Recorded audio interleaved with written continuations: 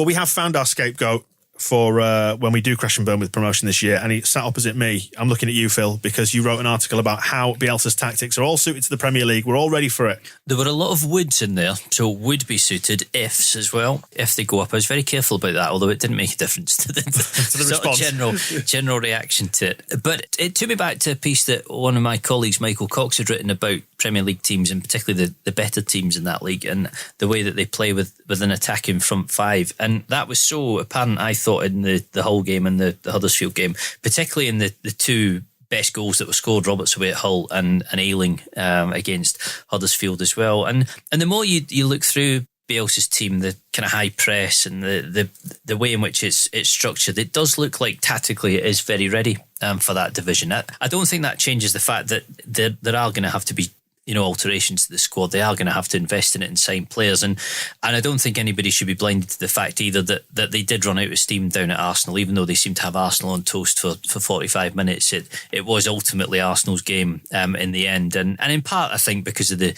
debut given to Robbie Gotts in midfield and what became quite a tough evening for him.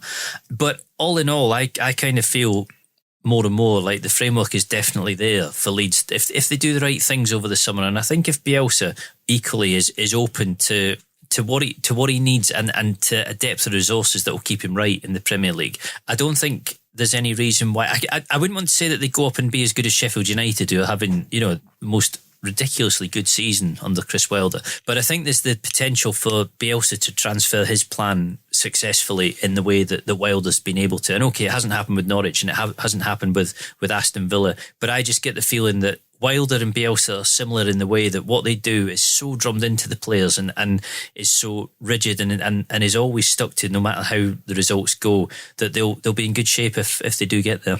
I mean, you could argue Villa got there on momentum more than anything, just for a good run of results took them up, and facing a poor Derby side in the playoffs who managed to do to us what they did. But they did, and Norwich came from a kind of standing start in August where they lost heavily to Leeds, and groundswell down there seemed to be saying that had they lost the derby to Ipswich soon after, that Daniel Farke might have gone at that point. And then from nowhere found this run of form and players clicked and Pukki started scoring for fun and, players really, really came into their own. But again, I don't think he necessarily had the same tactical framework and the same drilled approach that Bielsa did. And I would like to think that it would serve them pretty well in the Premier League. Do you think maybe it's kind of just because the Championship, it's one of those divisions where if you find a thing that works and you stick to it, it can bring you great results, and you do see these runs of momentum that carry teams up? It's almost the ideal division for Bielsa because he wasn't going to change what he was going to do to suit what anybody else was doing. Yeah, momentum was the word. It's one thing Leeds have struggled to build up those heads of steam, or at least to the extent Norwich did. I think last season they were on an absolutely ridiculous unbeaten run, whereas we've always had good unbeaten runs and then little bad spells. Our bad spells have tended to last longer than our promotion rivals, hence not going up last season. What I'm saying is, Aston Villa, Grealish, that lot, they basically just stumbled and fell into the Premier League, whereas we've had to work a lot harder for it and we'll deserve it more. Deserve. Oh, that makes me feel a little bit uncomfortable. That contentious word, yes.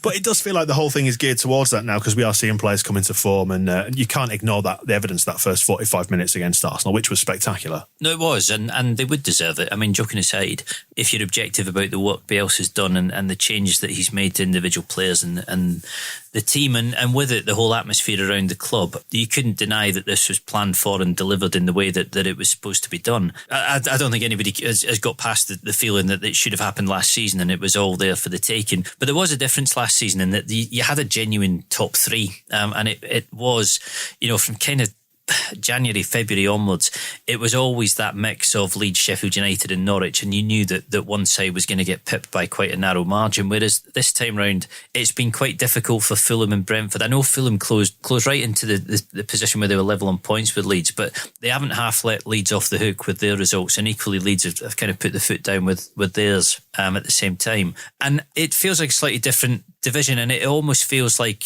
I don't want to jump the gun because people want to bum me in the street when I do, but it feels as if Bielsa is just little by little breaking the back of the division. He's been doing this for so long, and they've been trying to compete for so long, but ultimately it's just proven too much, and they're in the best position they could ask for at the moment. I know you will say that if they had a more prolific goal scorer, they'd probably be further clear at the moment, and all of that, but really with 9 games to go and this gap to third, it's there to be had. When it does come down to it, because of last season as well, you're going to be saying to somebody like Matches Click, you didn't just play 46 games of football and win promotion. It's 92 to do this, if my maths is right.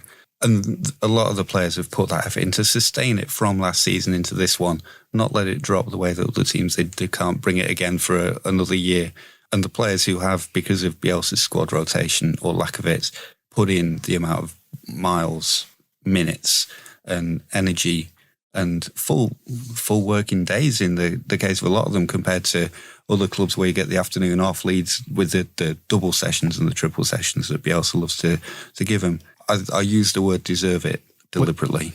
Advisedly, if you like. Yeah. I think a lot of people admired Chris Hughton and Brighton for the fact that they were so... I mean, they missed out on second place to Middlesbrough by goal difference, and then were kind of ambushed by suspensions and injuries at the worst possible point of the playoffs. So got done by a Sheffield Wednesday side who really weren't in their league over the course of 46 games. And Hughton was able to resurrect that and turn that into borderline a title-winning team the next season, barring Stockdale's mistake right at the end of that game down at Villa. They would have taken the title, and it's been the same sort of thing with Bielsa. You know, they were better than Derby last season. They were considerably better than Derby in probably 3.5 of the games that they played against Derby, but ultimately were beaten. And rather than it all, you know, petering out and kind of going the way of all things, he's managed to keep it together and to push them through for a second time. And in a lot of ways, I think it will reflect better on him, the fact that he's done it at the second attempt after what happened first time round, because these seasons are easy to lose control of, easy for players to get tired, easy for players to lose the faith at some point. And, you know, you could almost argue that in Ayling's face, it seemed as if they might have been after the Forest game. But if he does do this, he'll be deserving of all the compliments, because it's hard to do it first time round, but I think second time round, when you've gone that close and it hasn't happened, is probably even more difficult. I don't think anyone will be able to use the word burnout to him again. No, although I don't think it's an unfair label to pin to him or to some of his players. I think there is an element of that, and I think he does push them extremely hard. And I was reading a good piece in The Guardian this morning that was talking about Tottenham and Pochettino and just kind of wondering whether with Pochettino, because he has a very, very similar method to Bielsa in the way that the players train and the intensity of it all, and just that feeling that he pushed them as hard as he could, as far as he could, and eventually it was always going to be the case that they were going to hit the wall. And I think that is probably true of Bielsa's teams. I think inevitably there'll come a point at which it kind of peaks and it goes as far as it can. But he seems like he's got the measure of it right this time round, and measure of it right in the Championship. And I still say, and I will always say, that what happened last season was not about fitness or energy or talent or ability. It was all in the head, and it was all psychological. An Easter break might serve as well. Of about 6 weeks. Yeah. There's a good article in the Blizzard as well about Bielsa, and it goes back to his time and his history, his time at Newell's, and the reason why he left Newell's was because he was exhausted. It was, yeah. So maybe that's a hallmark of his style, that he sort of burns bright, but for a very short space of time. Well, it's not a surprise, because if you think of the hours that he does and his commitment to it, and how far away he is from his family, and, you know, living in Wetherby above a shop in a little kind of apartment. I mean, the club, I'm sure, would pay quite happily for him to be down in Bridgewater Place, you know, somewhere fancy and comfortable, but he's not bothered. He just likes to hold himself away and be as close to the training ground as he can. And, you know, his staff work all hours, he works all hours. I don't think with the players it's kind of strictly 9 to 5, 9 in the morning to 7 p.m. You do, after press conferences, see them rolling out at kind of 1, 2 o'clock. But from the start, it has been difficult and it has been demanding, and it must weigh on him. He's into his mid-60s now, and you would assume that periods of this, the travelling and the number of fixtures and the amount of attention he pays to everything, must be pretty exhausting. And I do sometimes wonder how on earth it is that he copes with it all. But then at the same time, I wonder how he would cope if he didn't have this in his life. He lived at the Chile training ground when he was in charge of their national team, which is absolutely phenomenal. I mean, he practically lives at Thorpe Arch. Where the story went with basically a bed and a widescreen telly. I suspect it must have been kitted out slightly better than that. Sounds like a decent life, to be honest. Well, yeah, I can certainly think of worse. And once the kids have been at home for 3 weeks, you'll be desperate for that life. When we get through this school shutdown, I'll be thinking, take me off to Santiago, please. But I think it is his kind of dream existence. It's just how he wants it to be, and it's how it's always been. Just on the Premier League chat, and you mentioned strikers as well. Jean-Kevin Augustin, a player brought in, I guess, with half an eye on the Premier League, currently injured as far as we can see. So we may yet get to a point where we see little or nothing of him and then drop a near club record fee on him if that's to happen. So can you clear up, because there has been a little bit of misunderstanding online about whether this is an obligation to buy from Leeds' point of view or whether it's an option to buy?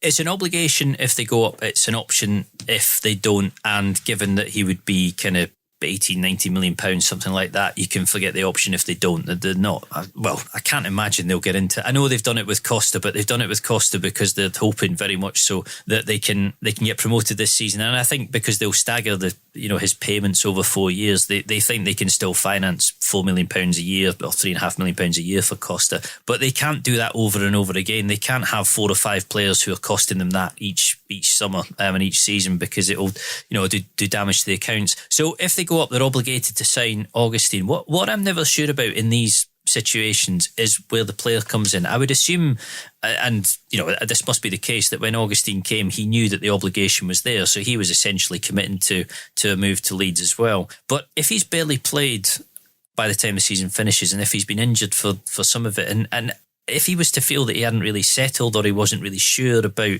English football, I don't know how the obligation is affected by a player potentially saying, look, I know this is supposed to happen, but actually I don't want to go. I don't want to join. I don't want to sign. And as far as I'm aware, his contract hasn't been done and dusted, and certainly not signed off by the EFL or the authorities in the way that Costas has. That is completely finalised, and that will definitely go ahead no matter what. But in simple terms, you can assume that if they go up, they'll be signing Augustin. If they don't, they almost certainly won't, unless something odd happens.